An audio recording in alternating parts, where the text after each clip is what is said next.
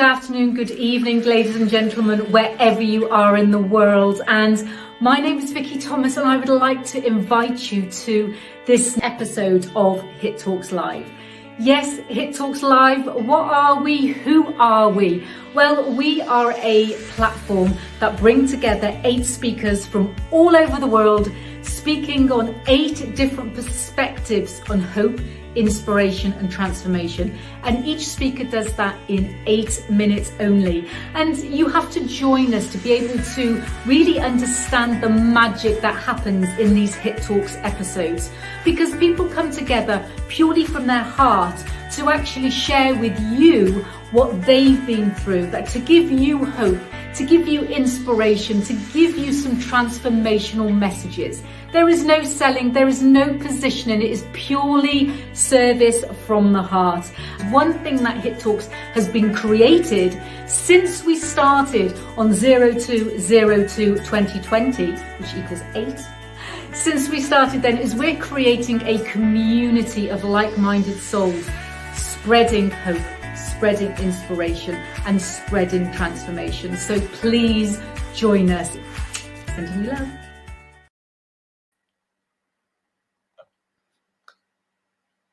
Hi everybody, and welcome to this edition, the special edition of Hit Talks. Thank you so much for joining us, and we have to just let you know that we are having some major technical problems here in South Africa at the moment. We've also got a thunderstorm happening, which is just further compounding our problems. I'm sure though it's not going to interfere with our messages and our transformation that takes place tonight. So hope, inspiration, transformation. If we get the first 2, the third one follows. And I am so honored to be hosting 8 amazing PSA-SA speakers tonight. PSA-SA stands for the Professional Speakers Association of Southern Africa. And these speakers each hit it right out of the ballpark with their stories and their messages. I have no idea what they are each going to be talking about in their 8-minute slots, but I do know that they will be sharing invaluable insights. So do stay tuned right till the end. I am your host tonight. I am Lois, your friend for forgiveness from walking without skin, and I help you move from victim to survivor, to thriver, and beyond to freedom. Malcolm X said, "There is no better than adversity. Every defeat, every heartbreak, every loss contains its own seed, its own lesson on how to improve your performance the next time." So let us water and nurture those seeds and create a flourishing future. So I'm so excited to welcome our first speaker tonight, Frans Nortje. After 35 years in the importing and exporting world, Frans now uses his life lessons and stories to inspire and motivate you to get the most out of your business and your life by his coaching, mentoring, facilitating, and speaking. This conservative-looking senior citizen is wild at heart biker. He loves rock and heavy metal music. As comfortable in his leathers as he is in his 3-piece suit, it's easy for him to step out of the boardroom and onto his Harley bike and to cruise the back roads of our beautiful South Africa. Welcome, Frans. Your 8 minutes starts. Thank you. Good evening, Lois, and thank you for this opportunity. You know, if I think about hope, inspiration, transformation, and overcoming challenges, I can't help but think about Olga's fresh peri-peri chicken. So join me on my journey, and I'll share with you. It was 1994 in Mozambique. Now, Mozambique is a neighboring country to South Africa on the continent of Africa. You see, Mozambique was at war for many, many years. And in 1992, the war ended. And as all wars, it really crippled the country. The economy couldn't take it. It destroyed just about all infrastructure. And to be quite honest, it was a hopeless case, a hopeless country. In 1993, I think, Mozambique opened its borders for trade.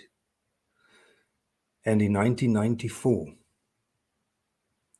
myself, my business partner and friend Yanni, we were there, true, opportunistic entrepreneurs, wanting to get our millions, wanting to make a new start in business, importing and exporting. So we cruised the roads in Mozambique.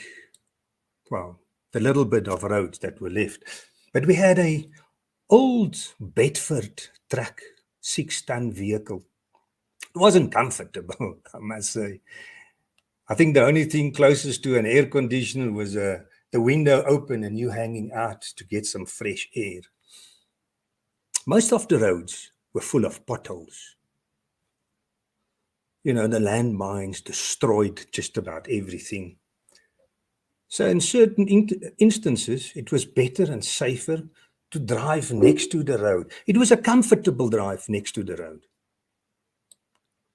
We've traveled for days and for hours trying to find markets.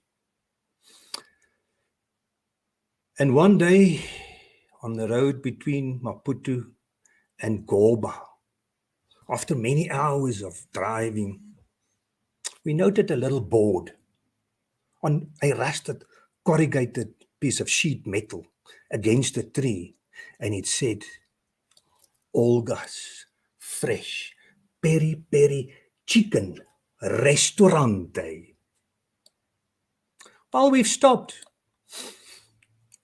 I don't know if it was the sign, or maybe the hunger pains, or maybe the only signal of food in that vicinity. So we entered this restaurante. Now, I need to stop your thinking process because I know that you are used to a restaurant, which is a beautiful, safe environment where you sit with beautiful wooden chairs and soft music in the background. This restaurante was nothing like that. It was a simple structure made of prefabricated concrete blocks on 3 sides, and in the front it had a wooden gate, maybe something with a couple of pieces of metal wedged in between. The chairs and the tables were not better. I mean, that was, I don't know if you remember, I think it was fashion in the 70s, maybe late 60s, early 70s, the old wire mesh garden chairs and tables.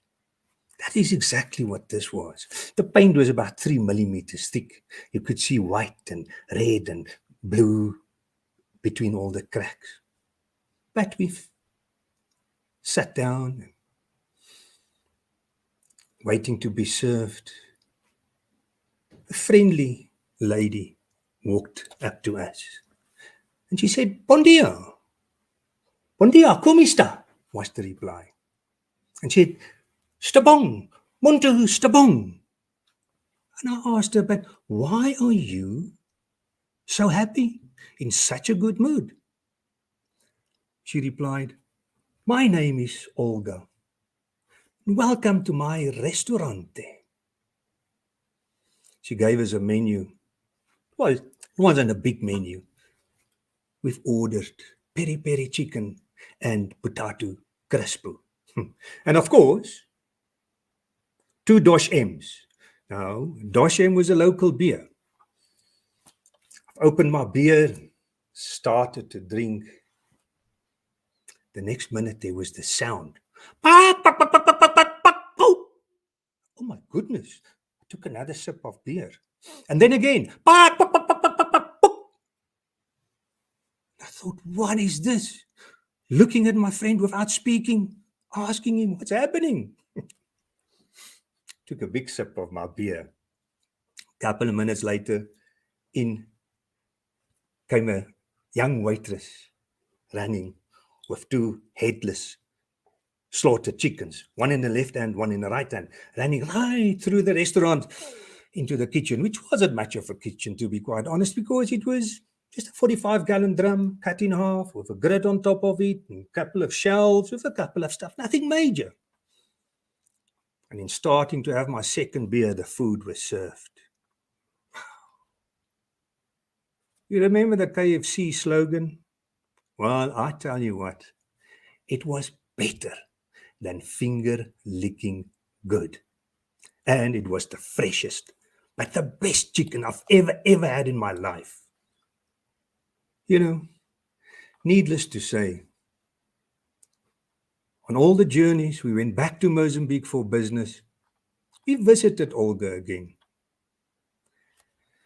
With a little bit of implements that she had, she really made the best peri-peri chicken, well, I would say on the continent of Africa. The reason I share this story with you is, you know, Olga had a restaurant with the basics, no luxuries, absolutely the bare essentials.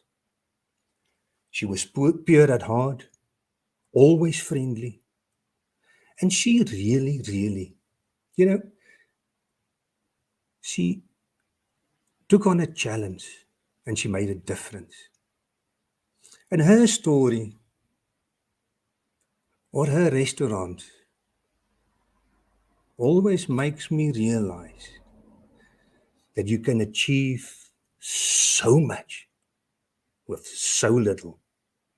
Yes, there's always place for hope, inspiration, transformation, and you can overcome any obstacle if you put your mind to it and you dedicate yourself to it. Thank you, Lois.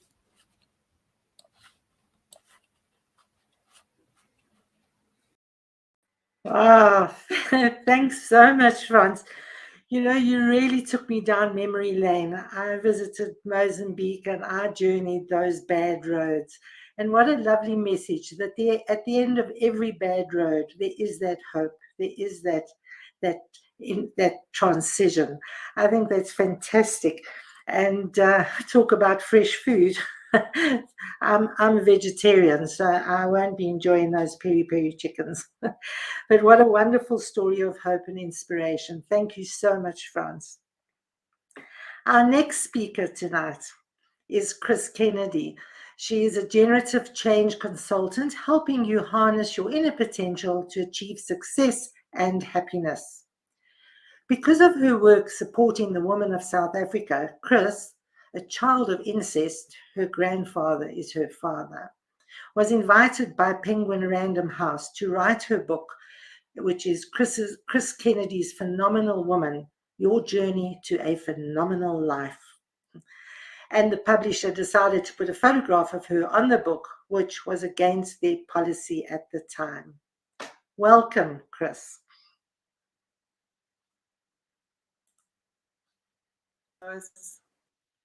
Thank you, everyone. I'm going to take my glasses off because the screen from the laptop is actually reflecting in the glasses. So thank you. Thank you. Yes, I'm a child of incest. People blink when I say my grandfather is my father. And I have a childhood that is very dysfunctional. And when I do my talk, I say to people, if you look at me, you would never know some of the things I've been through. So not only am I a child of incest, but my mother, when I was in the womb, obviously because she thought she might be bearing her own father's child, tried to abort me, and I hung on in there. I was born, I had an older brother, and we lived in a 3-generational family. So the grandparents, the parents, and the children were in the same home. When I was 4 years old, my grandfather started abusing me. And for 4 years, until I was 8 years old, he continued to abuse me. I remember saying once that when he wanted sex, I guess I was the person he looked to.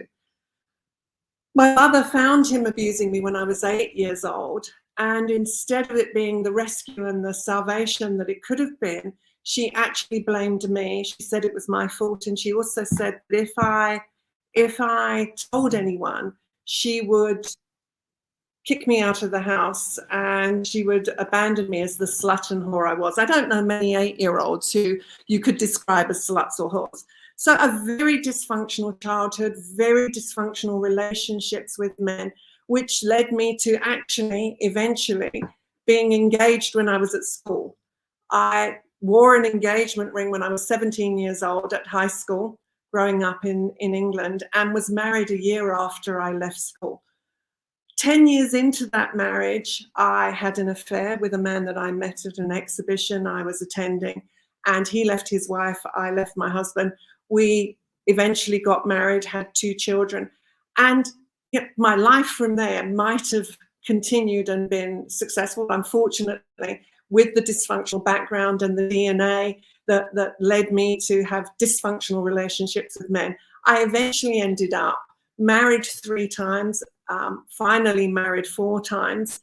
And one of the men that I had a relationship with left me, and I took an overdose.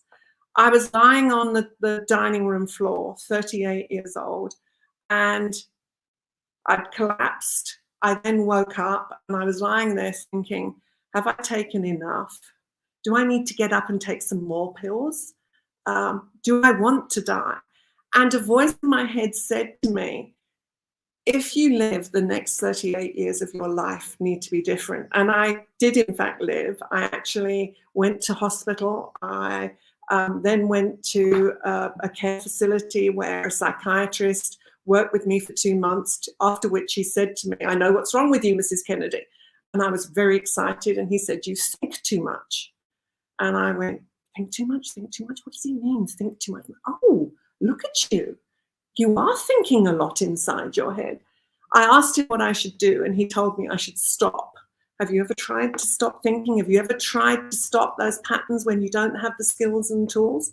So I went on a quest, and I tried everything. I tried every therapy you could ever imagine, every reader, every kinesiology, numerology, and eventually ended up with a hypnotherapist who, after I'd spent 2.5 hours just talking to him, not being hypnotized, I found myself feeling better. I found myself having a different perspective on life and got curious about why was what he was doing so different.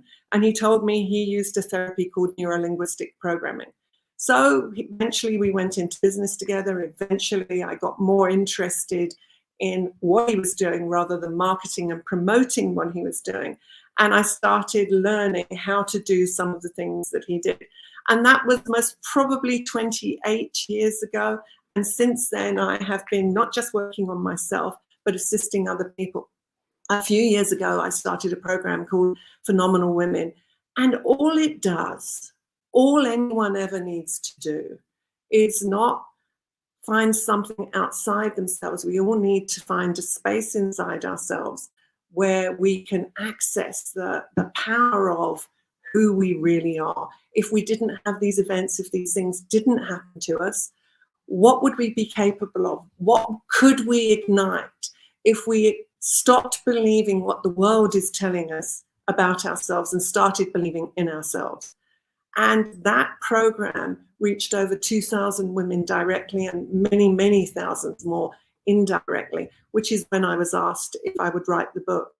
And now my latest project is a series of social media videos, which Lois and I have actually done one of the programs together, interviewing women and men who have experienced violence of any description in their life, whether it's physical violence, whether it's sexual violence, whether it's emotional violence, and how they have overcome those things in their life and what they have used, as I use neurolinguistics, what have they used to move from victim to victory.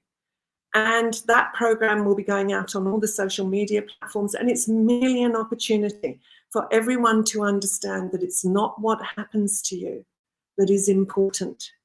It's what you do with what happens to you that makes the difference. And everyone has something different that turns the key, that unlocks their potential, their life, their happiness.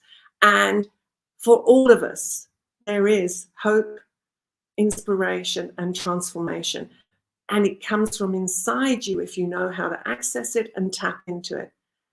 Thank you, Lois. It was really a great experience to be sharing my journey with other people. And I think you're doing a great job with this particular Hit Talks Live, helping people to see that no matter what happens to them, there is an opportunity for a successful future, for a different future, and for them to believe in themselves.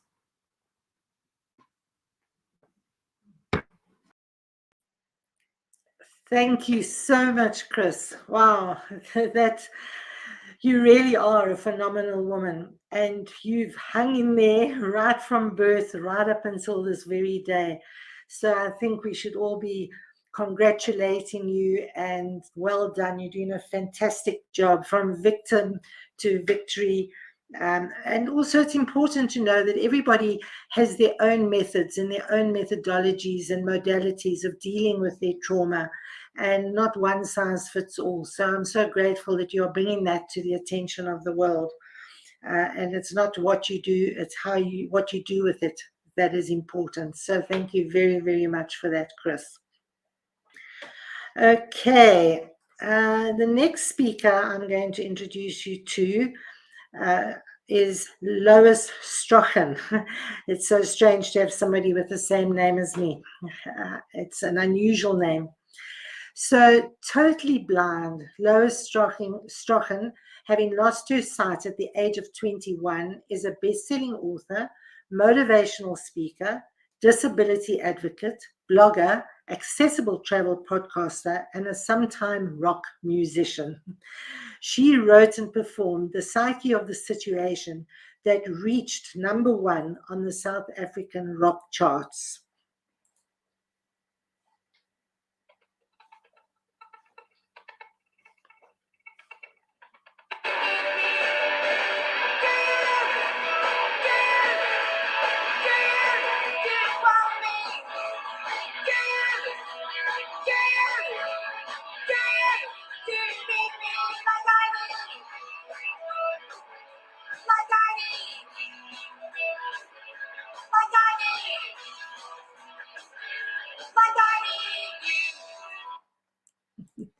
So that was an extract from Lois's #1 hit. Well done, Lois. That was a secret that you kept from all of us. Oh, and by the way, Lois has a guide dog called Fiji, and she is just as talented as Lois. She's just published her own book called Pause for Thought. Welcome, Lois.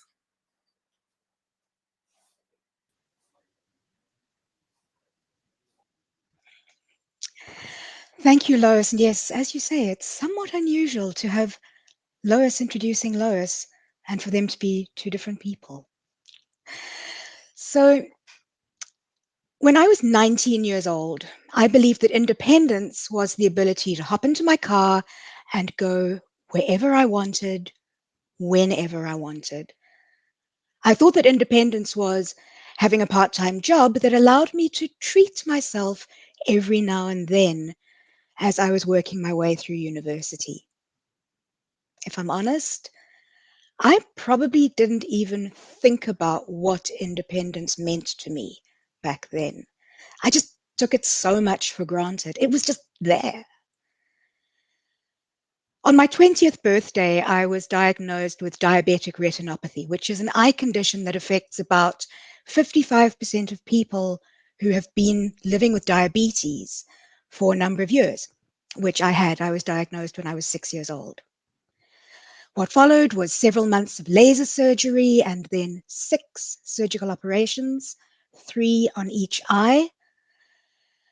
And 2 months after my 21st birthday, the doctors told me that I would be totally blind for the rest of my life.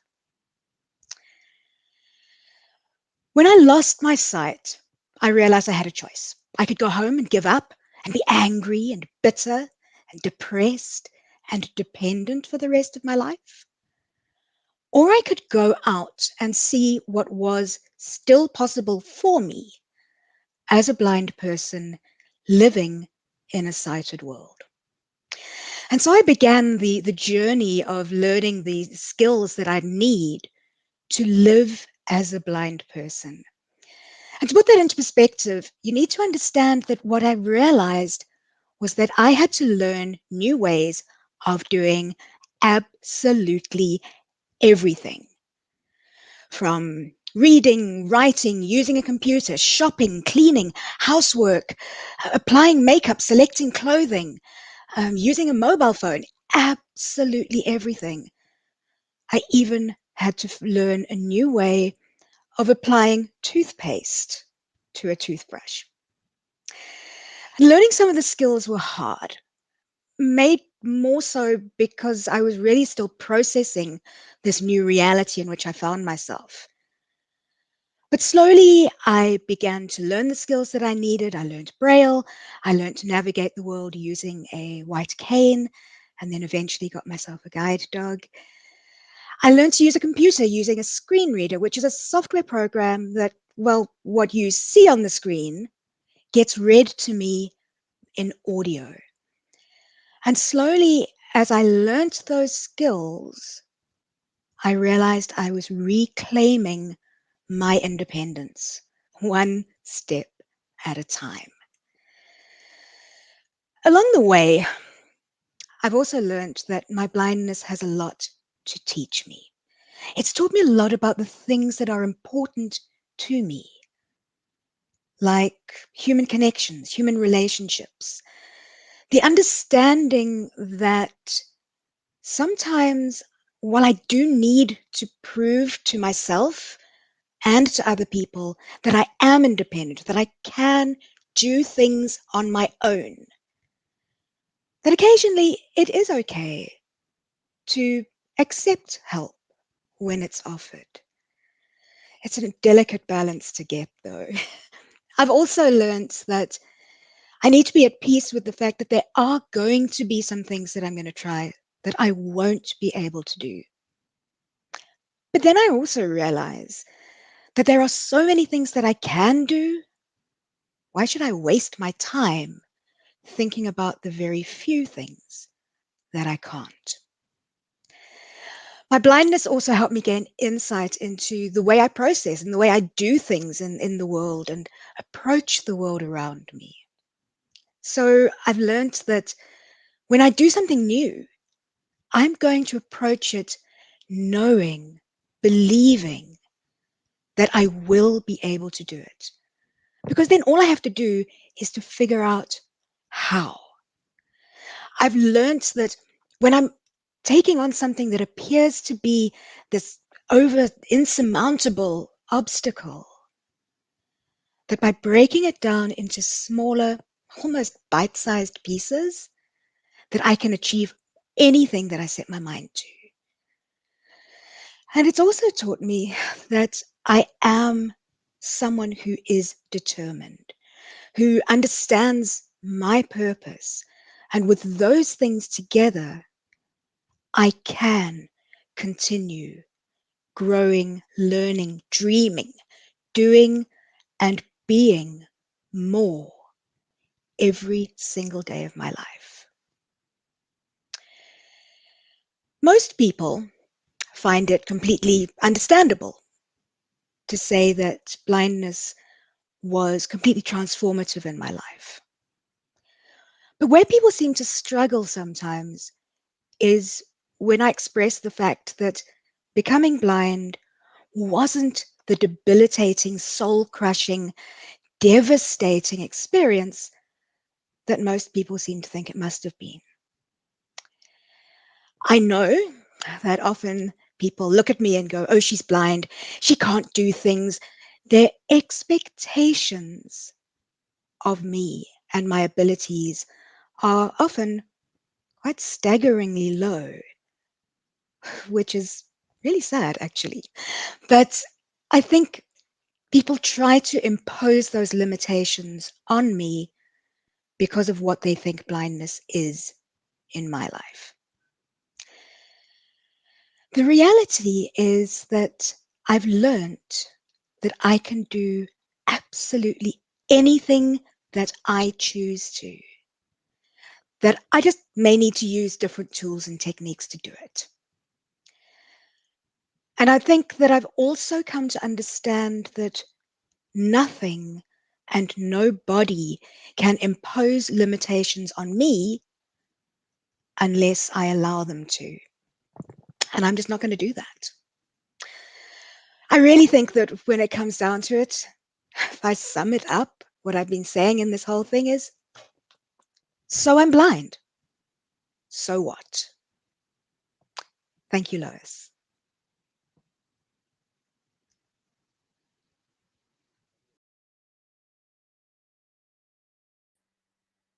So what?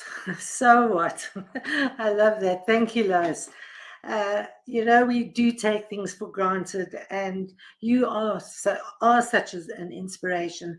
And you are right. It's so important that we don't judge and that we don't have expectations of people who are differently able to what we are. They just see things differently. And look at look at Lois. She's a hit musician, and she may not have been doing that had she not had the blindness. So really a great inspiration for all of us. Thank you so much for sharing your story, Lois. The next person that I'm going to introduce is Ed Hatton. He is a catalyst for change. He challenges his audiences to think differently. He's a strategist, facilitator, mentor, writer, radio host, and lifeline counselor. Although he's notorious for running out of petrol, he has been a successful rally navigator and is now considering joining the Blind Navigator series and seeing if he can become the only navigator to win a rally in both sighted and visual impaired categories. Wow, that'll be something. Thank you, Ed. Thank you for joining us.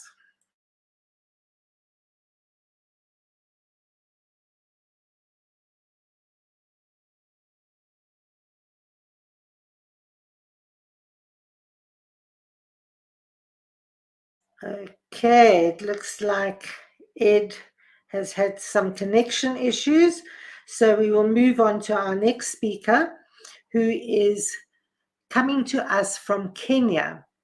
Based in Nairobi, Kenya, and speaking locally and internationally, Caroline Mwazi is a dance and fitness enthusiast. She's a former corporate banker turned change catalyst, speaker, master trainer, and team coach. And she firmly believes that you can have it all if you are intentional and focused. Welcome, Caroline.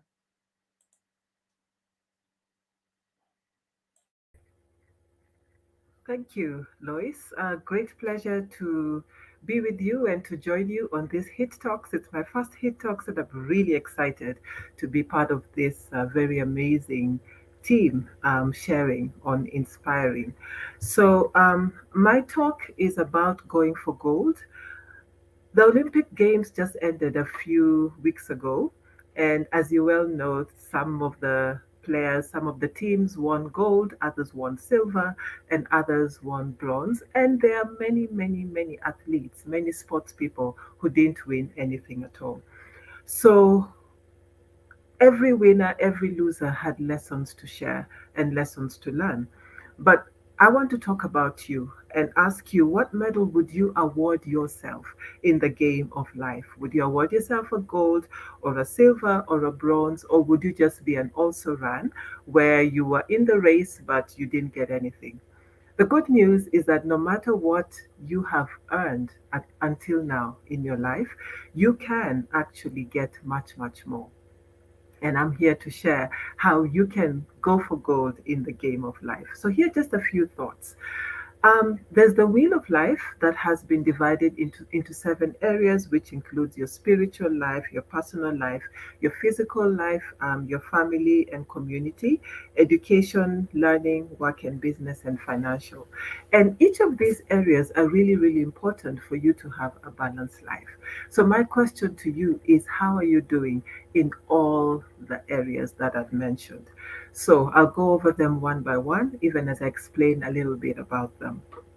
Your spiritual life. We are spiritual beings having a physical experience, and it's really important for you to have a good relationship with yourself, but also with your maker. There's a reason why you were created. Do you know what your purpose is in life? Do you know what your destiny is? And are you working towards it?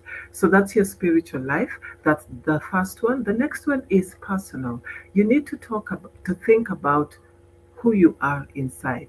And that's really the part of you that makes the decisions, the part of you that thinks, the part of you that emotes as well.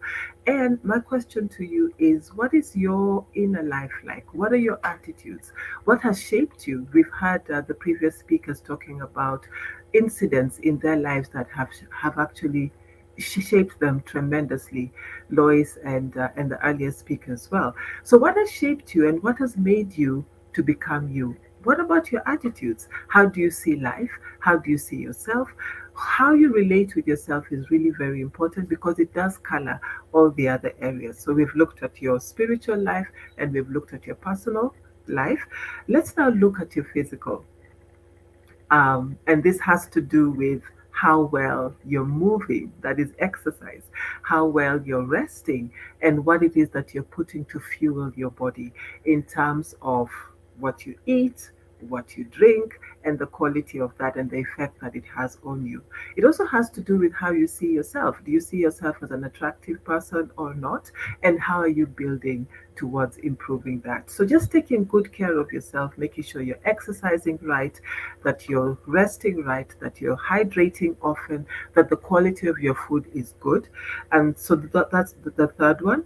The fourth one is your family relationships. And some of you are single, I know, but we all come from somewhere. So do you have a sense of family? Do you have a sense of community? And are you taking care of those relationships? Your community is also outside you, which brings me to the fourth area, which has to do with the less fortunate in around us. It could be a school that you may adopt, it could be some young people that you're working with. But what are you doing outside of your immediate circle to make a difference? And then, are you learning? That's the sixth area. Are you learning? Are you taking time to educate yourself? And education is not just going to school or going back to college or university, but it's also about whether you're consciously learning. There's so much available on TED, there's so much available on YouTube, there's so much available to read as well. And what are you doing to increase your learning? Have you set goals? Have you identified where your gaps are? And are you doing anything about it? And so the seventh area then is work or business, depending on whether you're employed or if you are self-employed or running a business. What goals have you set there and how are you doing in that? What would you award yourself, gold or silver or bronze? And the final and eighth area is financial. So how are you doing as regards your finances? Are you saving? Are you investing? Have you set goals and are you consistently working towards them? I know COVID may have had a negative effect on your finances, but how are you building up and how are you being resilient despite the challenges of COVID? And so those are the 8 areas: spiritual, personal, physical, family, community, education or learning, work or business, and financial. So, score yourself in each of those 8 areas in terms of how you're doing now. And once you're done with that, set goals. We still have a few more months left to the end of the year. So set specific goals. What are you going to do to improve your spiritual life? What are you going to do to improve your personal, your inner attitudes, your attitude within yourself, your emotions and your feelings, and how you react to things, and your habits as well? What are you going to do to improve your physical, and so on? And for each area, create SMART goals for the year and start working towards them immediately. And I mean as immediately as tomorrow. Start working towards them with daily, weekly, and monthly reviews. Learning out of every experience, learning what went well, what went less well, and continually making course corrections, improvements as you go along. You will learn a lot about yourself. You will also learn that it's not very easy to change old habits or to change old ways. So, yes, sometimes you will fall, sometimes you will struggle to get those healthy habits in place, but keep at it. Keep going. And at the end of the year, see how you've done. What have you done well? What do you need to improve on? And then now make goals for the rest of the year, for 2022, and break those goals into quarterly milestones and then monthly milestones that you work on week. And you take your weekly milestones and break those down into daily goals with regular reviews. And it's not that difficult to go for gold. All you need to do is to just begin and keep on working. And if you fall off the wagon, as so many people do, and I'm one of those that have done that, learn from the experience and get back on as soon as possible. Look at life as a marathon.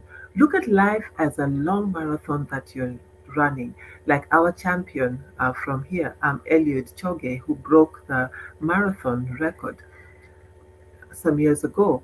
All you have to do is set the goal and then work towards it every day. No excuses, no ands, buts, or ifs, going for it every day, consistently learning and growing from the experience so that you get really close to achieving your goals. So don't wait, assess yourself, set goals in each of the 8 areas, and right now, start going for gold. No excuses, and I'll see you at the end of the finish line. Thank you. Oh, thank you, Caroline. Yeah, you certainly came down with a bit of a crash at the end. So it's fantastic. It's never too late to start. Let's set goals. Let's set our new dreams and aspirations. Let's put our mind to it and let's go for it, because we can all achieve gold in all areas of our lives if we follow our goals and our aspirations. Thank you, Caroline. Our next speaker is, when he's not fishing in the sea from a kayak, strange, Christo Spies, a mental skills coach and mental toughness specialist, helps people to instill hope and to deal with challenges and obstacles. He is a former Springbok athlete who received the State President's Award for his sporting achievements. So let's jump high with Christo Spies. Welcome, Christo. Thank you so much, Lois. It's a privilege being here. Now, I grew up in a small mining town of Virginia in the Free State in South Africa. I grew up without a father, but luckily I excelled in sport from quite a young age. The problem with excelling in sport is that the teachers think you're not too bright. And they advised me early on that I should pursue a sporting career and not try to do anything academically. So the problem is, when I got to matric, the final year of school in South Africa, everyone advised me to go to university because there's good opportunities, there's good coaches, etc. And so I was the first to actually go to, first in my family to go to university. When I got there, within the first week, I realized I was not going to make it in the university. You see, because of the teacher's attitude towards me, I formed a belief that I can't study, that I'm not too bright. So you always live up to your beliefs. So I lived up to this belief, and I realized I'm not going to pass. So I hung around there for a couple of months just to enjoy the sport. And then I went back to where I thought I belonged, to the work on the mines. So I started working underground on the mines, and I bought a motorbike to get to work. And 3 weeks later, my brother and I played tennis. And on our way back home, we drove past this mining shaft where I worked. And I started showing him how the cages worked that took me underground every day.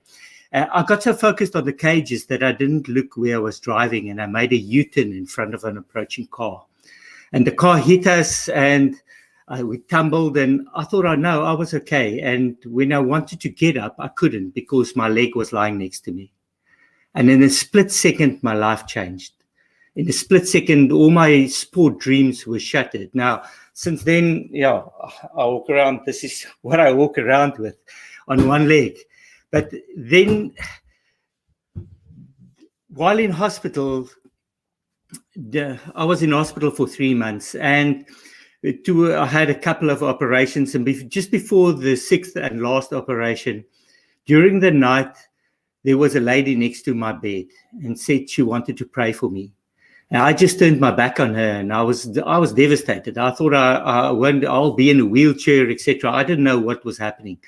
And when she prayed, she put her hand on my shoulder, and I experienced peace. And I later got to know that as the peace that is above all understanding that the Bible talks about. And since that moment, I had peace about my leg. And when I came out of hospital, I realized I won't be a professional athlete anymore. So I need to study. I need to go back to university and study and change my mindset. And I did. Eventually, I earned degrees. But while at university, I also just had this yearning to play sport again. And I started playing cricket. And those days, you could still use a runner because I believed I couldn't run. So I used a runner to run the runs for me. But they kept on running me out because there's always confusion with the extra person on the field. And one day I got so fed up that I sent the runner back and I ran myself. And the funny thing is I ran myself out, but it was a stupid call. It wasn't that I couldn't run. And when I sat down afterwards and thinking, what happened now? I realized I didn't train. I didn't practice to run. I didn't have a new leg, a prosthesis. The only thing that changed was my mind. I wanted to run.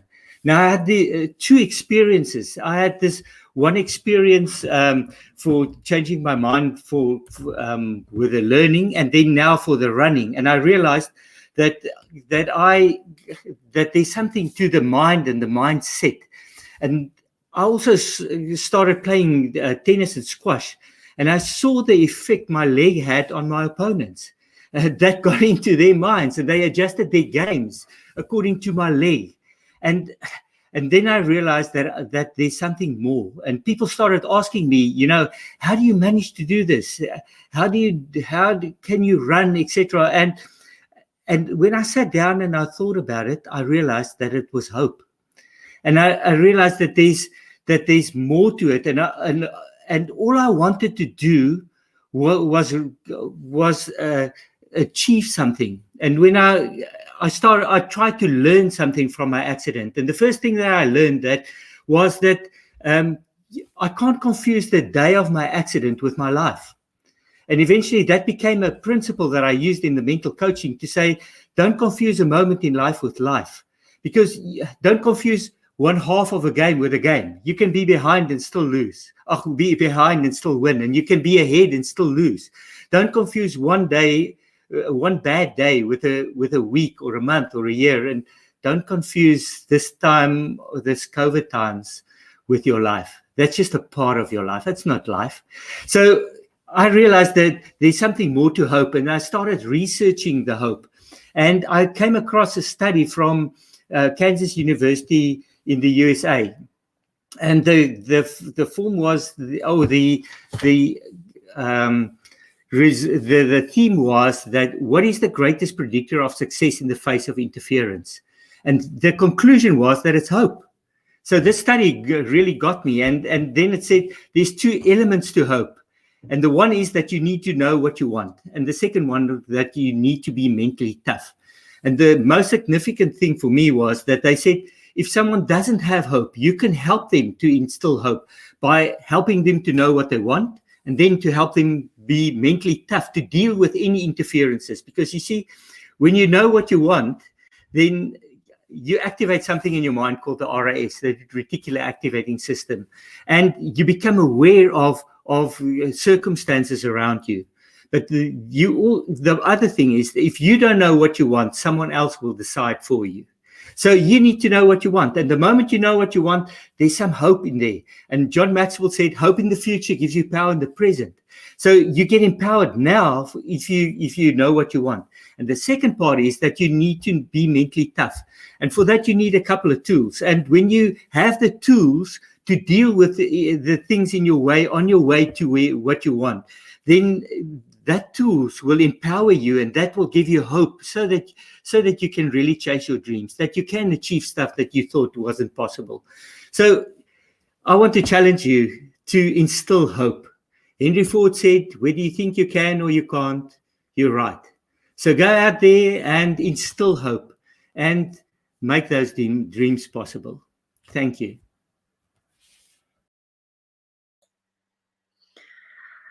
Thank you, Christo. Wow, not only are you physically tough, but you're mentally tough as well. So thank you so much for sharing that story. I think you should be like Lois, and you should write a book from the vantage of your leg. What does your leg think about all of this? I think make a good book. But yes, hope is so important, and that we need to have our goals, and we need to know where we're going. One bad day does not set our life destiny for us. So thank you so much for sharing that story, and go and jump high. Thank you. So our next speaker is anything but shy, as she claims. Rebecca Sibia has expressed her extroversion and her love of people by jumping into the session an hour ago, an hour to fill a gap that was left by one of our speakers. So we are very grateful to this anything but shy Rebecca. Thank you, Rebecca. She is the founder of Extraordinary Ripples, co-founder of Heartfelt Effects, a performance and executive leadership coach, and she has a diversity of experience with a global multicultural mindset. She was part of the Train Leadership Initiative, training leaders in Uganda, and she encourages and helps others to be hopeful. Thank you, Rebecca, and welcome.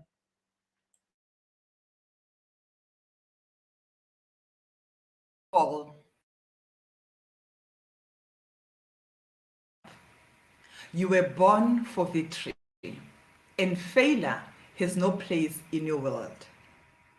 Those are the words from Robin Sharma.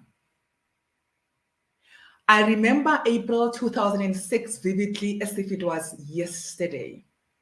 I was looking forward to delivering an inspiring speech to about 200 kids between the ages of 10 and 14 years.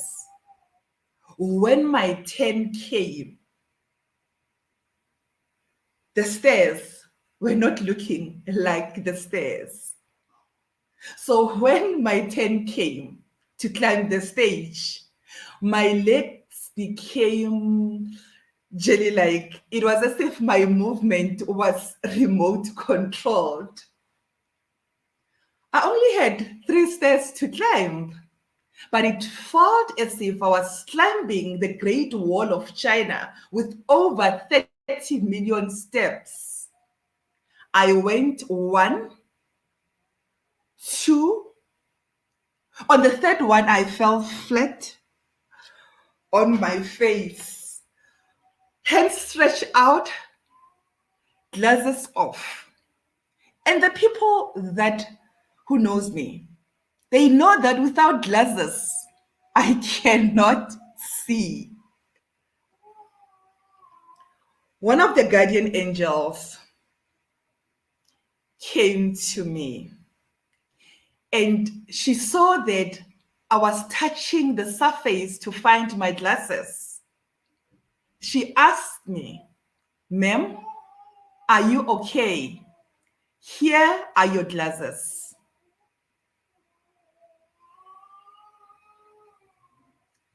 Yes, the thought of not standing up crossed my mind. I thought, If I sat there until I was rescued, perhaps with the stretcher, maybe people will feel sorry for me. But I also realized that I wouldn't disappoint my guardian angel. I wouldn't disappoint the 200 kids that were already entertained. I gathered the courage to stand and I delivered my speech because I understood that I was born for victory, understood that failure had no place in my world. Fear could not hold me. As they say, fear has two meanings. It's either forget everything and run, or face everything and rise. And I chose the latter. I learned three things about overcoming my fear. The first thing is awareness. As Eckhart Tolle says, awareness is the greatest agent of change. And I knew I needed the change. I was aware of the 200 kids that were waiting for my message of inspiration. And I knew that I had to change my mindset. I had to start somewhere. I delivered the speech. I also learned that it is important to learn about your venue, to learn about the platform that you're going to use in order for you to deliver your speech. I needed to be aware of my audience. Yes, I took the fall and I made it part of my speech. I am wondering right now, are you aware of the changes that you need to make in your life? The business that you want to start, the job that you are feeling not confident, but you know that you need to apply for it. The book that you've been meaning to write. Awareness is the greatest agent of change, according to Eckhart Tolle. What is your awareness? The second thing that I've learned is belief.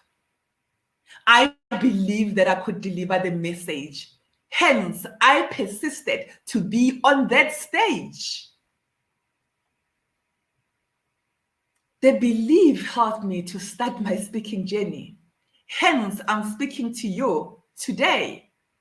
I understood that I had to start so that I can be able to evaluate my journey, so that I can be able to know what was missing. Are you evaluating your life journey? Do you know what is missing in your life? Those are the difficult questions that you need to answer. Personally, I knew that starting meant that I will be able to grow as a speaker. I will be able to be in different platforms to deliver my speech of inspiration or my speech of motivation or even coaching others.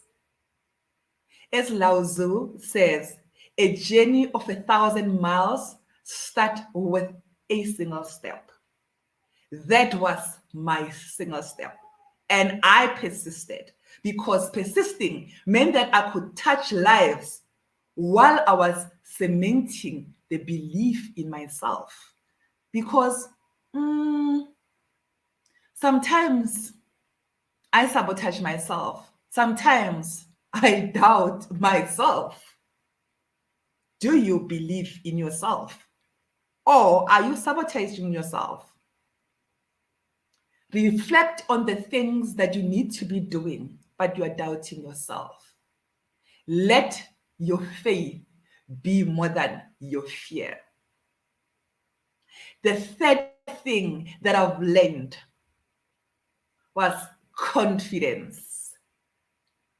Confidence is when you have the courage to start believing in yourself because you're aware of the strength and weaknesses that you have. Confidence breeds strength. The more I delivered the speech, the more confident I became. I'm thinking confidence is knowing that you are still afraid, but you're going to do it anyway. I know that when Lois told me that there was an opportunity to speak tonight, yes, I was afraid, but I knew that I had to take this opportunity. That is faith over fear. And I also understood that confidence is not thinking that I'm better than everyone else, but it's having to sit there and look at myself and say, I've done my best.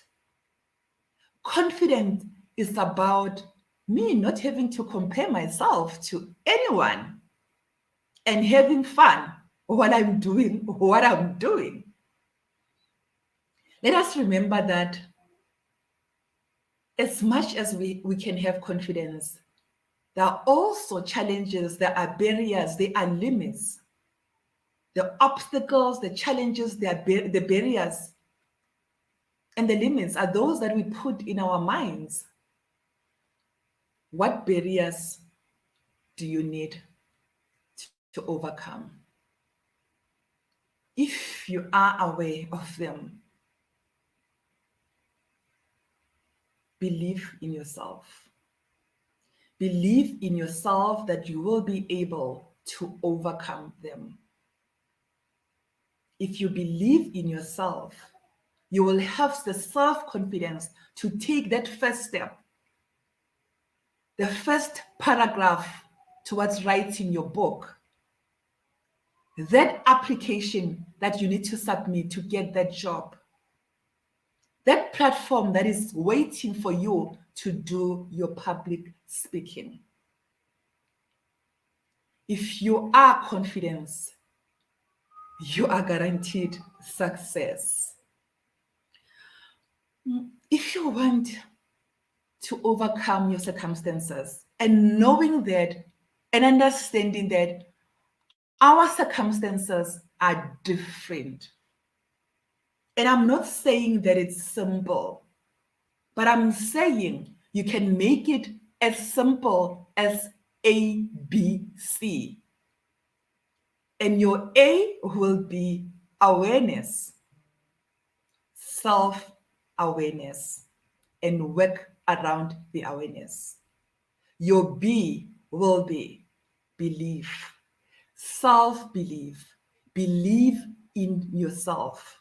Other people will believe in you on the way. And C is self-confidence.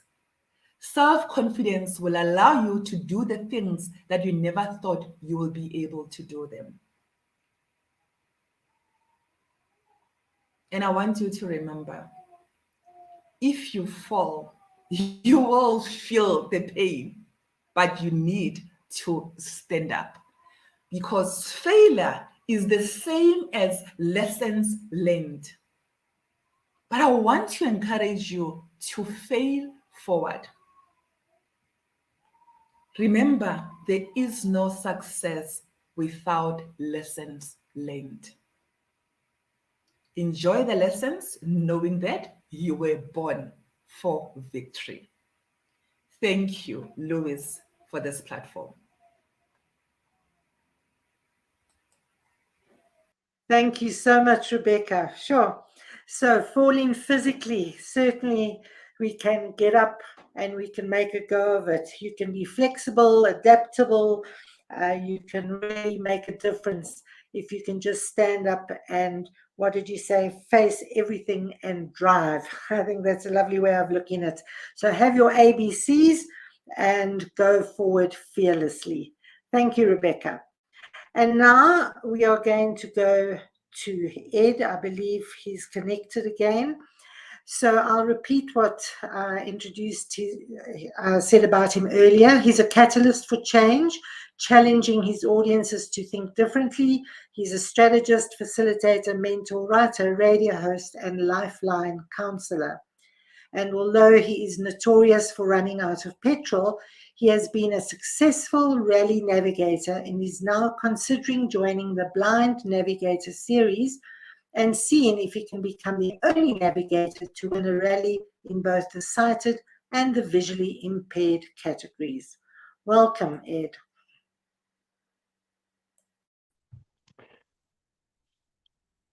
Thank you, Lois. Life presents us with decisions all the time, doesn't it? We need to make the choices, and sometimes those choices are very, very difficult to make. Do we go forward? Do we retreat? Do we stay where we are? Do we try to go around obstacles? We often can't make up our mind because the consequences are either not clear or because the consequences look so horrendous that we don't do anything. We stay where we are. And that's very dangerous, especially these times of change. And so it was that day, that memorable day long ago, when I, as a young university student, stood high on the side of a cliff in the beautiful Magaliesberg Mountains. And I was worried and frightened. I was leading a climb that had been described as moderate, well within my capabilities, with rock that led up to a ledge, a stance under a giant overhang, where I could tie on and safely bring up my party with the rope I trailed behind me. Just to explain, in those days, the rope was used to stop people from falling, not for any kind of climbing. But it didn't work very well for the leader because there was no one above him to hold a rope. So I was standing there on tiny little hand and footholds, high on the side of the mountain, and with nothing ahead of me. The route hadn't been as described, especially the last 15 meters were certainly not easy. They were very difficult. They were right at the limit of my capabilities, and there was no ledge. Above me was just sheer rock leading up to the overhang. To my left was a rain-washed gully, the rocks polished as smooth as marble. Even lizards would have a problem crossing that. And to my right, there was that beautiful ledge, glistening in the sunlight. But between me and it were about 6 meters of red, shiny rock that looked unclimbable. Nowhere up, nowhere left, nowhere right. So get down, get back to safety was my first thought. And then I considered very carefully, if I'd tried that, I would have been in trouble. I was on very difficult rock, and it's about 3 times as hard to climb down the rock as it is to climb up it. Because when you're climbing up, you can touch the handholds, you can see what they look like, you can feel what's safe and what's not. Going down, you only have the toe of your insensitive boot. And if I tried to reverse down those last 15 meters, my foot would slip and I would fall.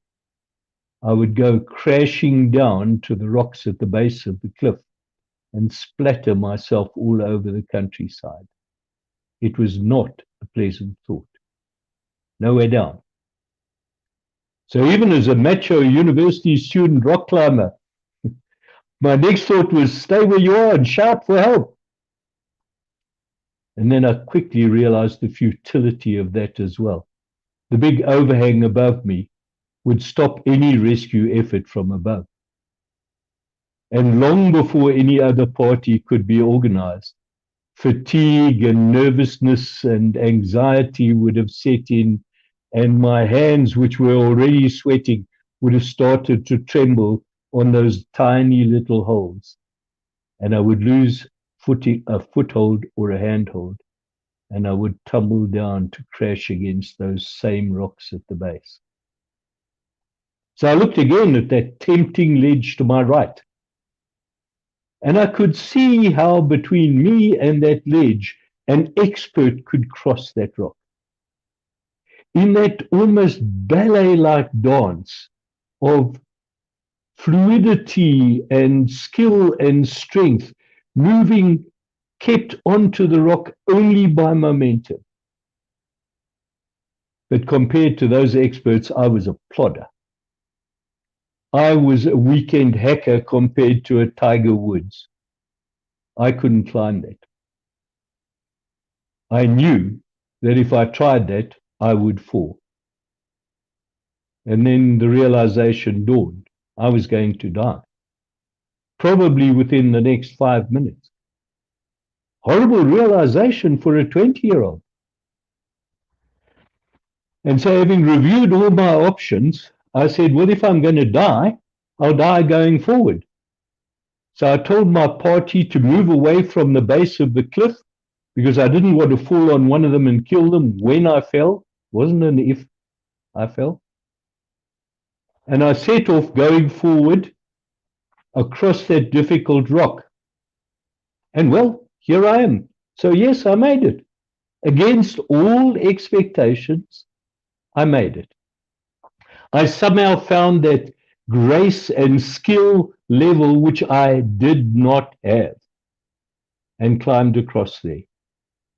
And I sat on this little ledge looking at the beautiful scenery and thinking, this is life. Now, that day taught me 3 very valuable lessons. The first lesson is when you are in a tricky situation and you're evaluating your options all around you, don't sugarcoat the easy ones. It's tempting to make the stay where you are or go backwards options much sweeter than they are. If I'd done that day, I would have been long dead. And then when you've decided which way you're going, go and do it. Don't hang about. Otherwise, you've defaulted into the do nothing. The second lesson that I learned was that if you go forward, you will often find a skill set that you didn't think that you had, as I did that day. The British SAS regiment has a motto which says, who dares wins. And it's not a bad life motto. Daring got me through that going forward. And the third lesson is hope. It was hope that somehow against all of my projections, I would somehow survive that day. And hope drove me forward, and hope kept me alive. And when I sat on this little ledge and I looked down at the beautiful hillside that had all the flowering aloes and everything on it, I realized that hope was what kept me alive then and many times since. Hope is life.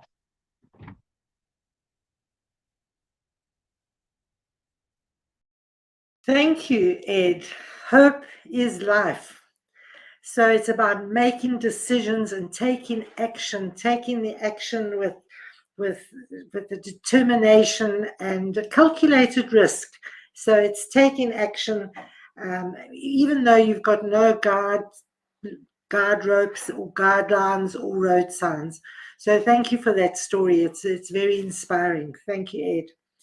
And now we'll call on our final speaker of the evening, and that is Nomvula. Nomvula Rakolote is an author, entrepreneur, CEO, and an adjunct professor in the built environment. With over 20 years in leadership positions as an executive and board member within the public and private sector, she is well suited to the role of performance coach. And if you ever visit Kimberley, make sure you ask for Poppy or Poplapi, as that is how she is known in her hood. Welcome, Nomvula. Sure, can you hear me? Can you hear me?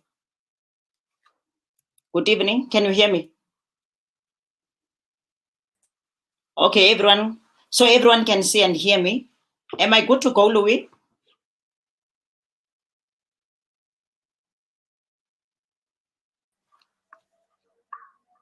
Go ahead, Nomvula. All is good. Okay. Thank you very much. Thank you very much, Louis, for the invite. And I'm really happy to be sharing with you what I'll be sharing today. So I think what I want to talk about is self-leadership. And the reason why I'm choosing self-leadership, I'm realizing that from an early age, I have actually been taught self-leadership without understanding the theory behind it. But what I found most interesting, having been brought up by a grandmother, is that, you know, when I tried to understand why is it that she was able to motivate me and lead me to reach levels that she herself has not reached. Because I don't know if we are familiar, there's all of these quotes. There's even one by John Maxwell to say you cannot lead people to where you have not been, or you cannot take them to levels where you have not been. Then the question I ask myself is that, isn't it the role of leaders to be able to help us develop our own potential, to take us to levels where they have not been? Sometimes they say that we have teachers and then we can become better than our teachers, meaning we reach the levels that they have not led, that they have not reached. Now, with my grandmother having finished what was Standard 6 Form 1 during those years, which was the highest, she achieved what she could have achieved. But what was interesting is how she taught me self-leadership. And then I came across a quote by Rogers. He says, he also agrees to say that you cannot lead people where you have never been. And I've always been asking myself that question because I was trying to relate it to my own situation. But now I found the answer, because then he even says that you cannot impart what you do not have. Then I said, all right, for me, that was a trick on what my grandmother did, because she imparted the self-leadership that she had to lead me in order for me to reach levels that she has never reached. And I asked myself, how so? And another interesting concept I came across, you know, when Can Blanket distinguished nicely, he talks about life role leadership and organizational leadership. Most of the time, if you ask us who's our role model, funny, we will always talk about your grandmother, your father, and, because those life role leaderships, they are kind of permanent because those people are there. In fact, whatever it is that they've imparted on us is even there beyond the grave, that is, if they have departed.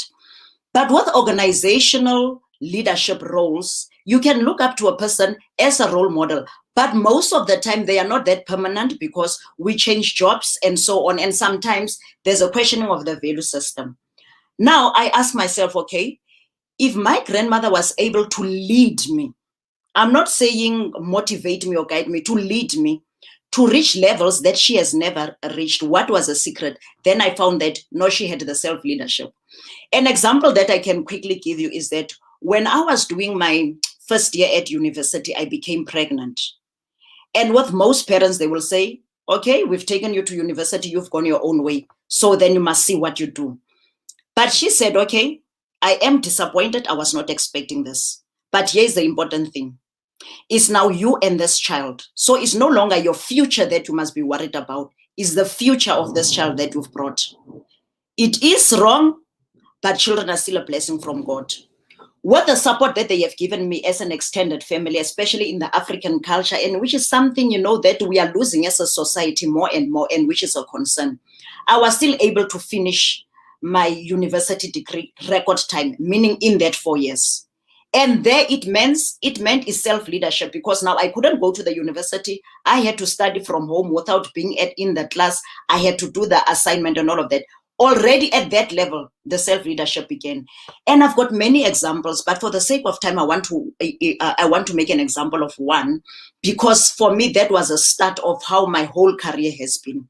So when I was doing my 3rd year at the university in education, she says to me, go to the technical college and ask them for a job. I say, but they have not advertised. Then she says, who said they must? That's taking the initiative. I went to the institution, I went to the principal, and she coached me. All of that I relate in the book. You know, she coached me how I should go about it. I went to the principal, I said, I am Nomvula, and then this is my CV, and then these are my results. I'm doing my 3rd year, I'll be doing my final year next year. So I would like to come and work here. Then the principal of the college, technical college at the time, looked at my results and said, you've done well, very well, you've passed well, but you do not have the subjects that we offer here at this college, because it was business studies and it was engineering. Then I said, okay, keep the CV. Let me see what I can do. I go back to my grandmother and said, they were impressed with my results, but I don't have any of the courses that they are offering at the college. Then she says, what's stopping you from getting them? What are the courses? At the time, it was economics, office practice, office administration, communication. It was that self-leadership role that I then had to do, where I started to say, where can I get these courses? So when I was doing my final year at the university, I did economics 1, and then I went to enroll for a Dublin course in office administration to do all of the courses that I've seen in their brochures. And then when I was doing my final year in September before the final exams, I went back to the school and said to the principal, here is my CV, I went to do the course. Guess what? That's how I got the job. So for me, it was that self-leadership. I'm just making an example within the corporate sector, but as well, you know, within my everyday life. But what I've learned is that you can never lead others if you cannot self-lead. And in as much as there are quotes, but there's a whole article as well, you know, on the myths to say, can you really lead people to where you've never been? But for me, I've learned that it's not about that. It's more about the person that is leading you. What is it that they are imparting in you that will kind of give you, what is this now, the guidance in future as you go into different terrains. Now, with all industries that I've worked in, it is that self-leadership that has carried me through up until today. And for me, it is that self-leadership that makes a difference. So there is a whole course that I do on self-leadership. Things like you must know yourself, you must have self-awareness, you must have the confidence, because it is when you know yourself that you will stay in your lane, run in your pace, and not compare. Not that when this one comes with us today, then you say, no, I think I want to do this, or I think I want to do this. That self-leadership is the core of everything, because after that, if you are able to lead yourself, you'll be able to lead in a team, you'll be able to lead an organization, you'll be able to lead in a community. So it starts with that self-leadership, because if you do not know how to lead the self, then how do you relate to others as well? Because you yourself, you do not know how to lead the self. So for me, that was the biggest thing. But just coupled with one to say, when it comes to confidence, you know, because it's now elections, I was thinking about that. Usually when there's elections in the township, they do what we call door-to-door, meaning the politicians go from the one house to another. Now with my grandmother, it was, don't wait, the president might come here and you'll never have that opportunity. So when the president comes, don't come and talk about electricity that you already have or whatever. Say to the president, here's the CV. Here is my CV. You know, how can you help me? So when they were doing this in Bizo, that is what is called, I used to have my CV and everybody in my family would have my CV, because at the time I was the only graduate.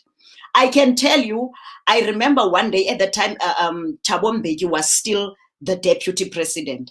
So as the car was passing slowly, I took my CV and I actually gave him in the hand. I don't know what happened to that CV, but as educated as I was, every time he appears on television, I just had this hope that he'll call me by name and say he has my CV. But you know what that did for my confidence? It did wonders until today, because I felt that is my CV that good that my grandmother can feel that it warrants the attention of the president. Just having given it to him, you know, in his hand, Nothing happened to that afterwards. But for me, it was good enough to forever boost my confidence. And that is what has led to all of those self-leadership. And it is that self-leadership that have made me to go into all these various terrains, not necessarily having the qualifications for those industries, and still be able to make a success. Because here's the thing, I must know myself, I must know my strength, I must know my weaknesses. And when I go into an industry, like now I'm in construction, I am not there to compete with what they have. I cannot now go and start a degree in construction, but it is more of what do I bring to the table? What are my strengths in order to enhance the team? And with self-leadership, you can go very far. Thank you very much, Lois. Nomvula. So I'm going to have to start carrying my CV with me and hand it out to everybody. So the message is, what is stopping you? What is stopping you from having that self-leadership and taking action and going forward? But it also helps if you've got a role model and that you've got support, particularly from your grandparents. So that was 8 speakers, 8 minutes each. Thank you so much, all of you. It really was an inspiring evening. So many nuggets came out of it. I'm going to be writing a report up for the PSA newsletter on some of these nuggets that we've learned tonight. What an inspiring bunch of people. I'm so impressed, and I thank you all so much for coming out and sharing your stories so vulnerably, in some cases very amusingly, but all of them with an inspiration, and it's fantastic, from peri-peri chickens in Mozambique to phenomenal women and men, to having no expectations and not judging, to winning medals in all areas of your life, to being mentally and physically tough, to having the ABCs of awareness, belief, and confidence, and to take action and calculated risks, and also to not let anything stop you from doing what it is that you want to do. Thank you very, very much, everybody. And thank you again, Jane, for your back-end help, and to Vicky for this platform. We will be doing another one of these on the 11th of October with a different 8 speakers, and I would love you all to join us 11th of October, 8 p.m. South African time, and please do join us live, and do give us some comments, some likes, some inspiration from your side. Hope, inspiration, and transformation works 2 ways. So thank you again. And what I like to always end off all my talks with is, I want to say to everybody, fly free. Thank you very much.